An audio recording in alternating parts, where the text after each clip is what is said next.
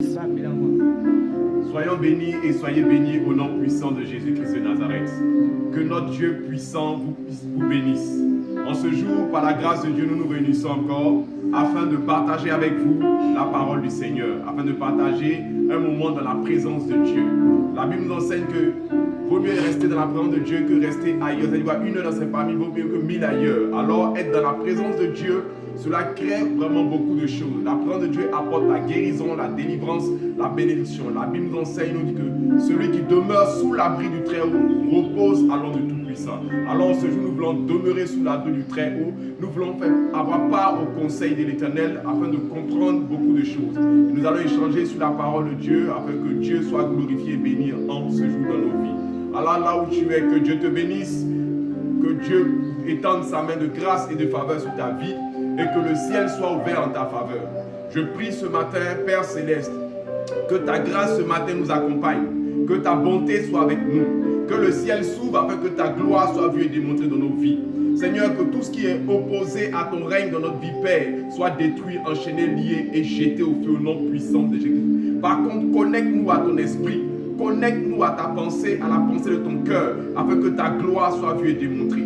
Père Céleste, là où nous avons péché, Seigneur, nous prions dans ta bonté, dans ton amour, Père, que tu puisses nous pardonner nos péchés, pardonner nos iniquités, afin que nous te soyons agréables. Seigneur, car le péché nous empêche de voir ta gloire et le péché nous donne pour salaire la mort. Nous prions que le Saint-Esprit, dans ta bonté, tu puisses nous sanctifier par ton sang, afin que, Père, tout ce qui est tâche de péché soit ôté, afin que nous soyons purs à tes yeux. Tu as dit que si nous avons péché, que nous venons vers toi, nous plaidons, Seigneur, et tu vas transformer nos péchés, nos fautes, Père, même si c'est comme du clamatis, cela va changer, Père, pour avoir une couleur pure, agréable à tes yeux. Voilà pourquoi nous venons vers toi, devant le trône de la grâce, implorant ta grâce ce matin, afin que nous soyons purs à tes yeux, à la gloire de ton Saint-Nom. Béni sois-tu parce que tu nous purifies. Je prie que ton Esprit Saint vienne prendre le contrôle de ce monde et nous dirige en toutes choses. Que les cœurs, les âmes, l'esprit, le corps des personnes soient déconnectés du royaume des ténèbres, du monde des ténèbres, d'esprit impur quelconque, mais qu'ils soient connectés à ton Esprit Saint afin de recevoir ta grâce, recevoir tes richesses, recevoir ta bonté, recevoir ta guérison et ta délivrance, recevoir tes bienfaits et ta bénédiction. Béni sois-tu, Saint-Esprit, car tu permets que ce moment soit merveilleux en toi et toi en nous, pour la gloire de ton Saint-Nom. En Jésus-Christ, j'ai prié. On dit Amen. Amen.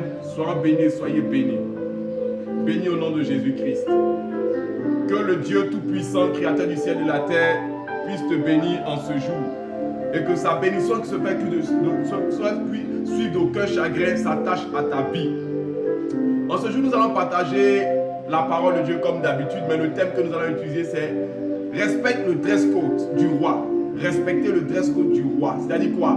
Il y a une tenue que le roi demande que nous portions, nous devons la respecter.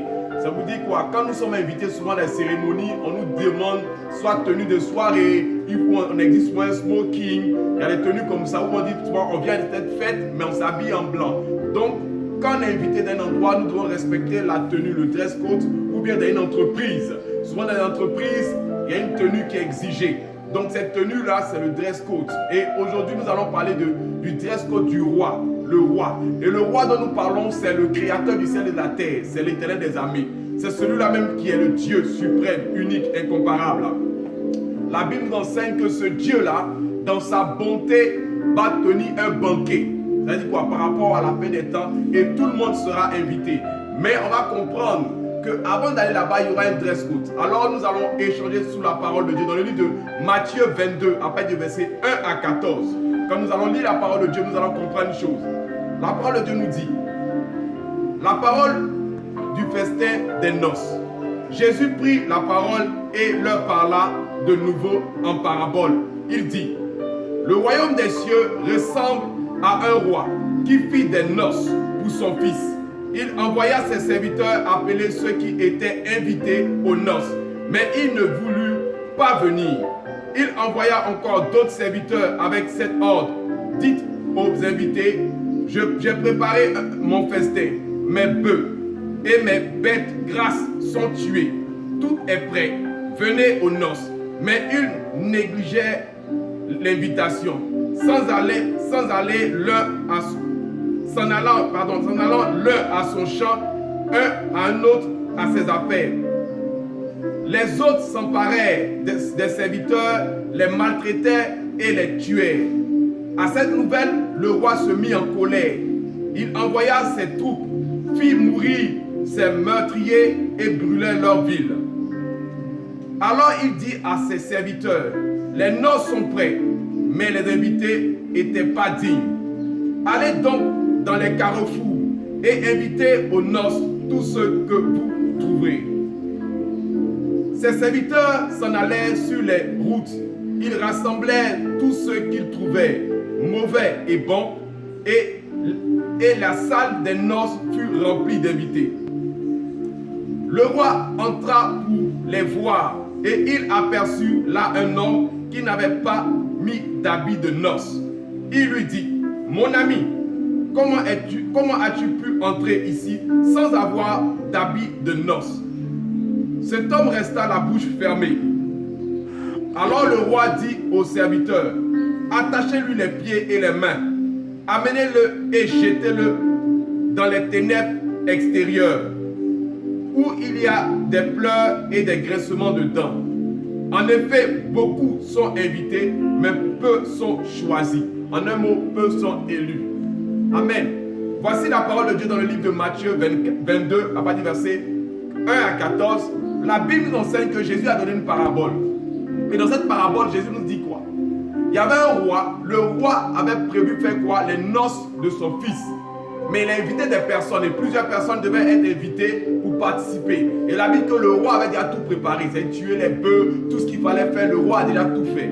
Et maintenant, comme il invite des personnes, les gens étaient préoccupés. Ils n'ont pas regardé au titre du roi. Ils n'ont pas dit comme c'est le roi qui m'invite, alors il faut que je parte, c'est un honneur. Mais ils ont dit au roi simplement, ceux qui venaient nous donner les cartes d'invitation si vous voulez, certes on est invité, mais on a des choses à faire. J'ai mon travail, j'ai mes affaires, j'ai beaucoup de choses à faire. Alors toi le roi, tu m'excuses. C'est vrai que tu m'as considéré, mais je ne viendrai pas à ta fête. En un mot, ils ont refusé, ils ont décliné l'invitation. Or, en déclinant l'invitation, ce qui s'est produit, ça veut dire quoi? C'est comme s'ils veulent gâcher la fête. Imaginez-vous, on fait une grande fête et tu invites tout le monde, participez. Je vous ai considéré et je vous invite, venez, car vous êtes mes invités. On va dire VIP. Et tous tes invités VIP ne viennent pas. Ça veut dire quoi? Tu t'es décacassé pour ne rien, tu as dépensé pour ne rien. La Bible dit quoi? En plus, il est le roi. Alors le roi s'est mis en colère. Parce que même qu'elle a insisté, il y a des personnes qui ont commencé à frapper et à battre ses serviteurs. Alors le roi s'est levé dans sa colère pour aller massacrer tout le monde et massacrer leur ville. Parce qu'il est le roi. Et après ça, qu'est-ce que la Bible dit? Le roi dit, allez appeler d'autres personnes parce que ceux-là, ils n'étaient pas dignes. Pourquoi? Parce que le roi pensait qu'ils étaient dignes, mais après le roi constate qu'ils ne sont pas dignes. Ils ne m'ont pas considéré, ils ne m'ont pas respecté. Et le roi maintenant va chercher quoi? D'autres personnes dans les carrefours et il les invite à venir aux noces. Et quand ils viennent aux noces, ces personnes sont là et ils doivent commencer à manger. Et quand le roi fait son entrée, il constate qu'il y a quelqu'un qui est là mais qui n'a pas de vêtements de noces. Et à partir de là, les choses peuvent se gâter pour lui. Je vais vous expliquer une chose. Et vous savez, aujourd'hui, nous savons qu'il y aura la fin des temps. Et nous savons une chose. Personne n'est éternel sur cette terre. Depuis le temps de Noé, depuis le temps de Adam, nous constatons que des personnes meurent. Et nous avons entendu parler qu'il y aura la fin des temps. Et après cette fin des temps, soit nous irons dans le royaume des cieux, soit nous irons en enfer. Mais nous devons considérer que c'est sur la terre que chacun de nous doit se préparer, soit pour aller au paradis, soit pour aller en enfer. Soit pour aller au royaume des cieux, soit pour aller en enfer. Or nous savons tous que Dieu dans sa parole dit quoi? Sa vision, c'est que nous avons des preuves de bonheur et de paix. Voilà ce qu'il a fait pour nous, un preuve de bonheur. Donc comprenez que le preuve de paix que Dieu nous accorde, ce n'est pas une paix, ce n'est pas une bénédiction qui va se limiter seulement sur la terre. Quand Dieu s'est révélé à Abraham, et il a dit à Abraham, je vais te bénir, afin que tu sois l'ancêtre d'une multitude de nations, Dieu n'a pas béni Abraham seulement du côté terrestre. Mais la Bible nous enseigne que Abraham fut béni aussi dans les siècles à venir. Voilà pourquoi dans la Bible, on parle du saint d'Abraham. Jésus a pris un exemple parlant du riche Lazare, parlant du pauvre Lazare et du riche. La Bible dit que quand les deux sont morts, le riche a été pris pour aller au séjour des morts, mais le pauvre a été pris pour aller au sein d'Abraham. Donc Jésus ici explique que après la mort d'Abraham, Abraham a eu un endroit où où on appelait le sein d'Abraham, et ceux qui meurent vont là-bas, ceux qui ont bien marché avec le Seigneur. Et ceux qui ne marchent pas vont au séjour des morts. Donc, on constate qu'Abraham a un département déjà de l'autre côté dans le royaume, si vous voulez, appelé le sein d'Abraham. Et la Bible nous montre qu'il a dit aux disciples que vous serez bénis dans ce siècle-ci et vous serez bénis dans le siècle à venir. Et nous avons constaté que quand les disciples ont été bénis dans ce siècle-ci, on a vu ce que Dieu a fait avec eux. Mais dans le livre d'Apocalypse, on voit que Dieu a mis leur nom sur les piliers, sur les portes. Il a mis les noms des apôtres, des 12 apôtres, la Bible dit. Et comme les noms des 12 tribus d'Israël aussi sont déposés là-bas. Donc comprenez qu'on peut être béni sur la terre, mais on est aussi béni dans le siècle à venir, dans le royaume des cieux, à la gloire de Jésus-Christ. Et Dieu maintenant explique, si tu veux, l'image de la bénédiction qui va se faire dans le ciel. Mais il parle de cela comme des noces. La Bible dit qu'il y aura les noces de l'agneau. Les noces de l'agneau. Mais les noces de l'agneau, donc c'est un père qui fait le mariage de son fils. Maintenant, Dieu commence à inviter les personnes. L'image que Dieu fait, les premières personnes que Dieu invite, c'est parce que Dieu les sent dignes de recevoir. Mais comme il ne t'invite pas une invitation, en te disant simplement, mon ami, mon frère, ma soeur, voici, accepte Jésus, le Seigneur t'aime. Parce que Dieu veut que tu sois béni dans ce siècle-ci, mais dans le siècle à venir. Et Dieu veut te faire part aux noces de l'agneau. Aux noces de l'agneau. Maintenant, pour avoir part aux noces de l'agneau, ton invitation ne se prendra pas dans le ciel, mais l'invitation se prend d'abord sur terre. L'invitation se prend sur terre et on commence à se vêtir sur terre pour avoir part aux noces d'agneau. Mais la Bible nous enseigne que Dieu a dit à cette personne, pendant que tous ceux étaient rassemblés, il y a une chose qui s'est produite. Le Seigneur lui a posé une question. Mon ami, comment tu es rentré ici? Regardez une chose, il dit mon ami. Pourquoi mon ami? Ça veut dire quoi? Ils avaient quand même une intimité, il y a quelque chose de familier entre eux. Donc ça veut dire quoi? Pendant que cette personne sur la terre a reçu son invitation, Dieu a vu qu'il a reçu son invitation. Dieu le connaissait, parce que si tu appelles quelqu'un mon ami, c'est que vraiment vous vous connaissez. Et un ami, tu partages avec quelque chose avec ton ami, tu ne caches rien souvent à tes amis. Donc Dieu dit mon ami. Pour dire sur la terre, beaucoup de personnes ont reçu leur invitation. Ont reçu quoi? Le dress code, comment s'habiller pour aller aux noces. Nous tous qui sommes là, et vous tous, vous avez reçu l'invitation. Mais la Bible dit comment nous recevons? Par l'acceptation de Jésus-Christ. Dieu te dit quoi? Tous ceux qui vont accepter Jésus-Christ seront sauvés selon sa parole. Voilà pourquoi la Bible dit quoi? Il n'y a plus de condamnation pour ceux qui sont en Jésus-Christ. Et Dieu affirme par Jésus-Christ quoi? Qu'on aura la vie éternelle. C'est une vérité.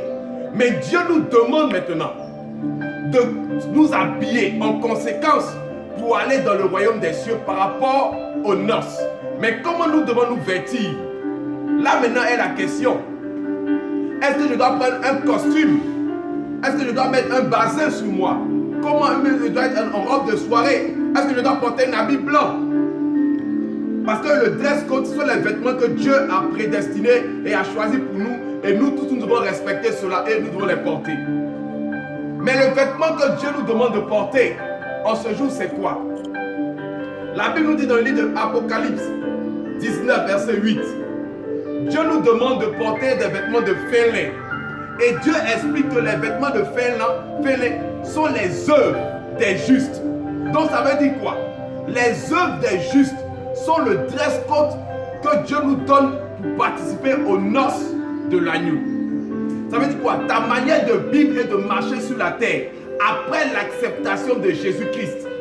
Il y a des personnes qui ont refusé l'acceptation, qui ont refusé l'invitation pendant que Dieu les a interpellés. Et après ça, ces personnes ont eu une catastrophe, ces personnes sont décédées. Il y a des personnes à qui on a prêché l'évangile, mais qui ont refusé d'accepter Jésus et après les personnes sont décédées. Il y a des personnes qu'on appelle, mais qui se disent non, moi j'ai mon travail à faire, moi j'ai pas le temps, pour cela, excusez-moi, et ils font ce qu'ils doivent faire. Il y a d'autres qui sont morts, parce que depuis le temps de Jésus jusqu'aujourd'hui, Dieu invite à chaque fois, il invite à chaque fois, parce qu'il y a un grand banquet qui sera donné. Mais il y a beaucoup qui disent à Dieu, j'ai pas le temps, je ne peux pas maintenant, votre affaire de Jésus là, non, voilà, et ils avancent. Mais on constate une chose, mais pour toi qui as accepté l'invitation, aujourd'hui c'est à toi que je veux parler, toi qui as accepté l'invitation, sur la terre tu marches avec le Seigneur, Sur la terre, tu connais, je peux dire, le dress code du Seigneur. Il te dit les bonnes œuvres des justes, les œuvres des justes. Ça veut dire quoi? Le juste doit vivre par la foi, certes. Mais nous devons suivre la parole et les recommandations du Seigneur. La parole de Dieu. La Bible dit, certes, il n'y a plus de condamnation pour ceux qui sont en Jésus-Christ. C'est une vérité. Mais la Bible dit quoi? On ne doit pas faire de cela un prétexte pour vivre selon la chair. Or, nous connaissons les œuvres de la chair. L'impureté, la fornication, la masturbation. Ça veut dire quoi? C'est-à-dire tout ce qui est idolâtrie. Tout ce qui n'est pas la gloire de Dieu. La Bible parle des querelles, des disputes, des divisions. La Bible parle de l'ivrognerie. Donc, en un mot, Dieu te dit, certes, Jésus est mort pour toi, certes, Jésus est ressuscité pour toi, certes, tu as reçu ton invitation, mais conserve tes vêtements purs. Parce que quand je viendrai te chercher, quand on ira dans les noces, il faut que tes vêtements soient là. Donc, le dress code, il faut que tu respectes les couleurs d'habits que Dieu t'a prescrit, t'a donné. Et selon la parole de Dieu, qu'est-ce qu'il devrait commencer à faire? La Bible dit que nous devons maintenant marcher par l'Esprit de Dieu et non par la chair. Parce qu'on ne peut pas marcher par la chair et plaire à Dieu. Il faut que nous marchions selon le Saint-Esprit et selon la parole de Dieu. Mais on constate qu'aujourd'hui, beaucoup de personnes veulent marcher avec le Seigneur sur la terre et veulent aller demain aux noces, mais sans suivre les recommandations du Seigneur. C'est-à-dire que tu as accepté Jésus et après avoir accepté Jésus, tu décides maintenant, étant chrétien, de dire bon, je suis chrétien, mais, et tu vis maintenant comme tu veux. Je continue d'être ivrogne parce qu'il n'y a plus de condamnation pour moi. Je continue d'être chrétien et je continue d'avoir, peut-être je suis encore une maîtresse, j'ai encore beaucoup de faits, je vis dans la débauche sexuelle. Je suis chrétien, mais je suis homosexuel. Je suis chrétien, mais je vis dans le vol. Je suis chrétien, mais je vis comme si. Donc automatiquement, tu vas voir que le Seigneur sera avec toi. Qu'est-ce qu'il est avec toi sur la terre? Tu vas voir que quand tu allais sur des programmes, tu vas voir que Dieu t'aime, tu as reçu ton lettre d'invitation parce qu'il n'y a plus de condamnation. Mais il y a une chose qui va se produire. La Bible nous enseigne et nous dit une chose. Quand ils sont arrivés aux noces, tout le monde était assis, tout le monde était là. Mais quand le roi a fait son entrée, le roi a dit une chose. Il a dit, mon ami, comment toi tu es arrivé ici? Ça vous dit quoi? Le roi le connaissait. Le roi le connaissait sur la terre. Le roi sait qu'il a eu l'invitation. Mais parce qu'il n'était pas en habit de fête, le roi lui a dit, qui t'a fait entrer en un mot? Comment? C'est-à-dire, le roi même est étonné. Comment toi tu as reçu à arriver là-bas? Tu as reçu ton invitation, certes, mais tu n'as pas reçu d'habit de fête. Pourquoi tu n'es pas habillé comme on devait s'habiller? Or, la Bible nous enseigne dans le livre de Apocalypse 3, versets 1 à 5. Mais la Bible nous dit quoi? C'est le péché qui salit nos vêtements. Amen. Le péché va souiller tes vêtements. Mais il nous demande de conserver nos vies pures, nos vêtements purs, en respectant le Seigneur. Et là, Dieu dit quoi? Dieu dit quoi? Je vais t'honorer devant mon Père. Je vais confesser ton nom devant mon Père. Mais ne parle pas de son nom, mais dis aussi devant les anges. Donc, ça dit quoi? Jésus va prendre plaisir de dire à Dieu le Père, voici mon ami, voici mon invité, le voici, et tu auras des honneurs. Mais simplement, si tu as conservé tes vêtements purs, or tes vêtements doivent être purs. Mais comment les purifier? Ce sont tes bonnes œuvres. L'obéissance au Saint-Esprit, à la marche avec Dieu. Le respect de sa parole. Tu peux aller à l'église, mais demain Dieu va te dire, mon ami, comment tu as fait pour rentrer ici? Imagine-toi cette personne. J'essaie de voir et que j'essaie d'imaginer. Il arrive à une fête, comme tout le monde, et pendant qu'il voit déjà les préliminaires de la fête, il voit un peu l'ambiance. Et puis le roi arrive. Et le roi se dirige vers lui, peut-être en souriant, je ne sais pas. Mais il lui dit, mon ami. Parce que la Bible n'a pas dit qu'il a crié sur lui. Il lui dit, mon ami. Donc sûrement, on va se dire, ah, le roi le connaît aussi. Et c'est comme si tu as un privilège. Mais il te pose la question, comment tu as fait pour entrer ici? Et là, il n'avait plus de mots. Il ne savait pas quoi répondre. Certes, il est arrivé, on va être dans le ciel, dans le royaume. Mais Dieu lui dit, mais attends, pourquoi tu ne t'es pas vêtu? C'est là, il ne sait pas quoi faire. Or, là-bas, tu ne peux plus chercher un endroit pour laver tes habits ou un endroit pour changer de vêtements. Alors, le roi qu'il a appelé mon ami ne s'est pas gêné pour le mettre dehors.